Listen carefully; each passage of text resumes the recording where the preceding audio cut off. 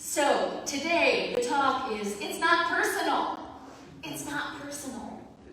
We've talked about how we're in COVID exhaustion and COVID grief. And when we are tired and when we are grieving, our responses to the outside world and even to our own thoughts can be a little over the top at times. Sometimes the response is way bigger than the stimulus. And part of the spiritual life is learning how to not respond in a big way to a small stimulus, or how to decide, how to pause and have a choice about how you respond all the time. And that's about training your mind. As Ignatius Warren said, when you practice judgment, you are practicing getting better at judgment. You can go to the Carnegie Hall of judgment if you practice judgment. But if you practice forgiveness, then you can go to the Carnegie Hall of forgiveness. Practice, practice, practice. And as you practice, you get better and better and better at it. You get better at forgiving others. You get better at forgiving yourself. And when you get better at forgiving yourself, you get better at forgiving others. And it is a circle for good. It is a wheel you want to be on. The wheel going the other direction leads to more pain. Leads to us getting more pain, giving ourselves more pain, and giving others more pain. And none of us wants more pain. Raise your hand if you want more pain. That's what I thought. That's what I thought. So, this is what Don Miguel Ruiz, and I'm basing these sermons this month on his 4 agreements. We talked last week about being impeccable with your word, meaning using your words and your thoughts only in favor of yourself and others. To not use words and thoughts, thoughtlessly. To be impeccable means to not use them against yourself. To not use them against yourself. And first comes awareness. You have to learn, oh wow, do I always say that when I'm driving in traffic? How is that helping me? What is that practice going to lead to in my life versus how could I practice it differently? It's simple awareness. It's not a reason to beat yourself up. It's a reason to wake up and go, wait, am I living my life the way I want to live my life? The way I say I believe, am I acting that out? And it behooves us all the time to keep asking that question over and over and over because we forget. We forget. I was watching a movie about an operatic, a person who wanted to win a contest to be an opera star. It's a great movie, you'll have to see it. But as many of you know, I was an opera singer. That's what I did in my youth. And I have always sort of prided myself on keeping my chops, My chops are just wasted. I was singing along with a movie last night, you can ask Bob. But I was like, wow, when I was teaching voice all the time, I was keeping my voice in shape. And when I stopped doing that, when I stopped performing classical music, it's easy to get off that wagon. And it takes some work and some practice to get back on again. That is true of everything. It's not about me singing. It's about anything that you do. If you're not used to doing it, at first, it feels very awkward. And then at second, the muscles you use to do it get sore. And then at third, you start to get into the groove of it. And as you practice more and more, it gets easier. So practice being impeccable with your word. And this week, we're going to practice taking nothing personally. Really? Nothing? Nothing. Anything anybody says to or about you is really completely about them. Amen. How they feel, where they're coming from, what agreements they've made, consciously or unconsciously, the things they've been told and bought into, the unquestioned things in all our minds. So, we have to learn through practice that we don't have to respond from a personal place. We don't have to respond from the, how dare you?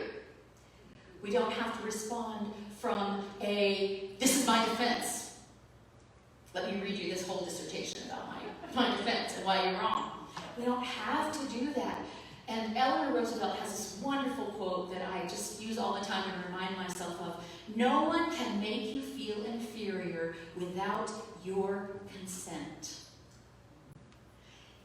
Someone can call you names all day long, and if you know who you are, you don't take it in. You don't take it in. It only hurts when we agree. I used to tell this story, and this is really true. When I was a kid, I think I was in 5th grade, and I started kind of to get plump in 5th grade, but my brother had called me fatso since I was born, so I didn't even know. But I remember telling my mom, it doesn't bother me if people call me stupid, because I know I'm not stupid. And it doesn't even bother me when people call me ugly, because I don't think I'm ugly. But when people call me fat, it hurts really bad.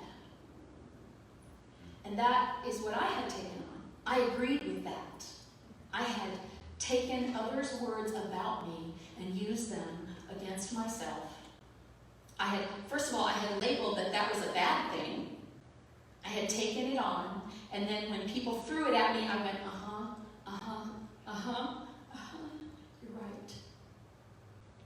And in some ways in my life, I got smaller and smaller and smaller.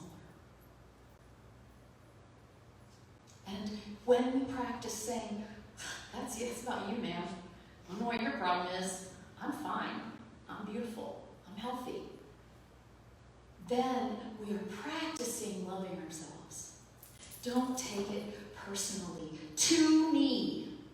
When you say, he did this to me, then what you have done is given him all the control over how you feel. When you say, he did this, that has nothing to do with me. Because I gotta tell you, y'all, people do things, they say things for their own reasons. Consciously or unconsciously, they do them all the time. The danger to us is when we use their words to abuse ourselves, right? People lie. He lied to me. Well, he did lie, and I was standing there, but he lied because there's something in him that makes him feel like he has to lie in order to be acceptable, or to be safe, or to be whatever it is he feels like he needs to be. It was not to me. I just happened to be standing there. And that's hard for us to take in when it's someone we really love and that's really close to us. But it is the truth. Examine it. Practice it. It is the truth. Somebody says something, you go, oh, that's really completely about them. That has nothing to do with me. Man, if you can just do this one practice, it will give you a freedom that you have never known. And I do this practice sometimes, except when I don't. And then I take it in, and I become conscious that if someone says something to me, and I have a strong reaction to it, then it means I've agreed to it in some way. And so I have to work on what it is that I am thinking about myself. I shared with you when we were in Yellowstone a couple months ago how I got yelled at by the ranger because I was standing too close to an elk doe. You're supposed to be 25 yards away! I mean, that's what it sounded like when he yelled at me over the big loudspeaker. I went like this, and I ran back to the car, and I listened to him talk, and I got in the truck, and then I cried for 20 minutes. I couldn't stop crying. And I was like, wow, he hit my shame button. How did that happen? I thought I worked on those buttons. I didn't know I had that button anymore. Ooh, that button was there. And my agreement with that button is I have to do everything right in order to be acceptable. And I did something wrong. It wasn't like, he just is mean, because I knew, oh, yeah, I did with it. I read that thing about 25 yards, and no, I'm not 25 yards away. And so I knew that I was wrong. But somewhere in me is an agreement that if I'm wrong, I'm not okay. How many of you carry that agreement? If you're wrong, you're not okay. Guess what? We're human and we get to be wrong. We get to be wrong several times a day.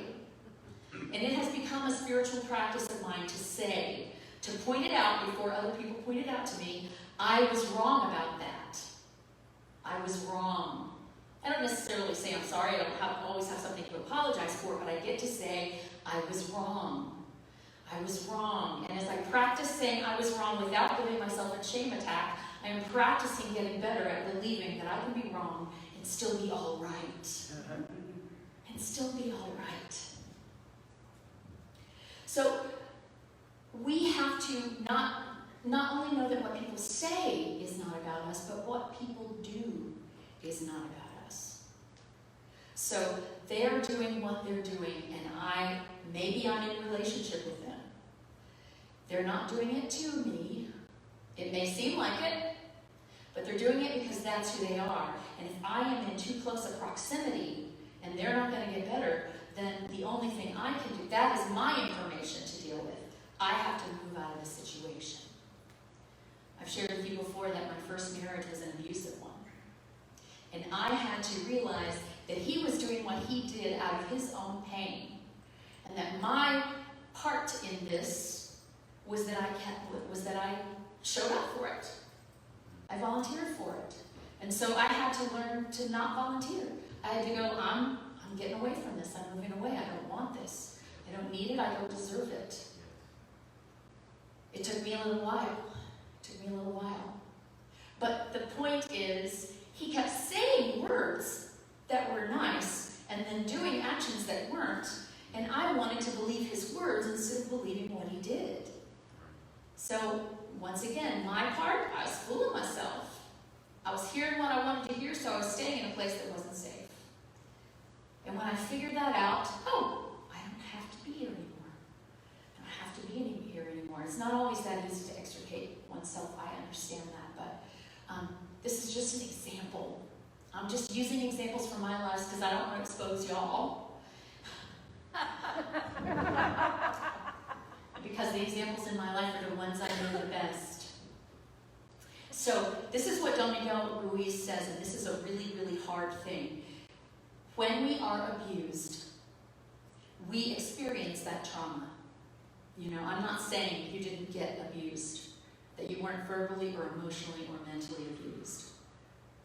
But I'm saying that when you use your thoughts and your words to tell that story in your mind over and over and over again, then you are now abusing yourself. There's some payoff you're getting from telling that story to yourself, so you need to find out what that payoff is. And that brings us to don't take it personally, even the stuff you say to yourself. Because some of the stuff you say for yourself, if you actually say to yourself, if you look at it really closely, it really doesn't bear close scrutiny. It's like, what? Have you ever had an argument in your own head? Like, part of you says something, and the other part says, no, that's dumb. Okay? That's the way it works. I'm going to read something from Melissa Radke's book, Eat Cake, Be Brave. She said, one day I woke up with tattoos across my everywhere. Not literal ones, of course. I'm far too big a chicken for that. I mean that I looked in the mirror one day and I barely recognized myself. I wasn't even me anymore. There on every inch and across every scar, around every sunspot, in the crease of every wrinkle, were words others had left upon my skin. If you looked close enough, if you squinted your eyes and looked for a long time, you could find me there amid the markings. I was a shadow of who I used to be. Long gone was the girl with the guts, the storyteller, the clown, the friend, and the daughter. I was a markup of everything they had said about me. I wore their hatred and their hurt, their disdain and their disrespect. For someone who is afraid of needles, I sure am quick to lie still while someone etches their judgment on my frame. So what we have to do is learn to say, no, that's yours. That's yours. It's not mine. And her healing began, if you want to read the book, it's a pretty good book. Her healing began when she no longer believed what other people said. She changed her agreement.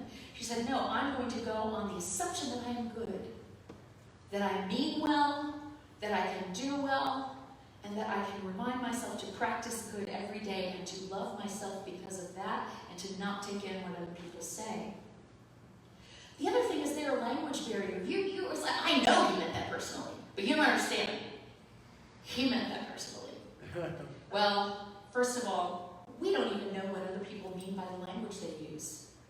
You can pick 15 words right now, and we all have a different idea or connotation attached to it. Sometimes people say something that triggers us, and they're like, I don't even know what I said, but it's something from our past or our childhood. Or they're doing something from their past or their childhood, and they're trying to dump it on you. Has nothing to do with you. We can't know what's meant. That's an assumption, and that's next week. Don't assume anything. So we hear another's words, and then we translate and interpret them in our heads to how they might fit to us, and then we feel how we feel about it. What if we don't? What if we decided not to? And here's the hard part. Everything I say to you or to anyone else is about me. Everything you say to or about another is really about you. If we don't have control over our own thoughts, how do we expect other people to have control over theirs? If we go around hurting people, we didn't mean to. I didn't mean to. I don't know what I said. I didn't mean to. How many of you have said that in the last 2 weeks? I didn't mean to. I didn't know what I said. Well, my mother used to say, well, you didn't mean not to.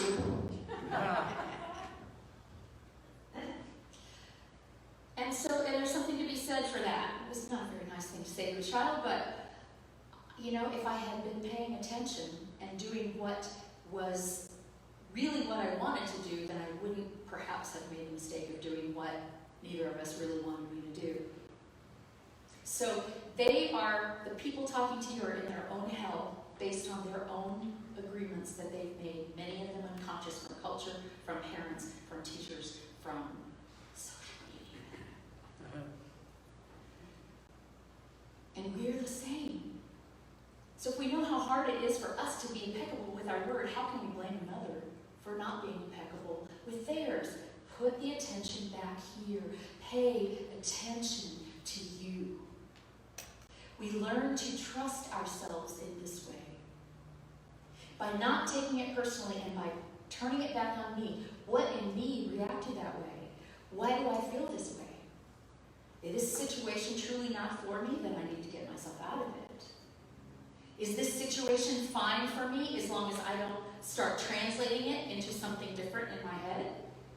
Then maybe I can start a new translation, a new interpretation of what's going on. I don't have to accept the old one.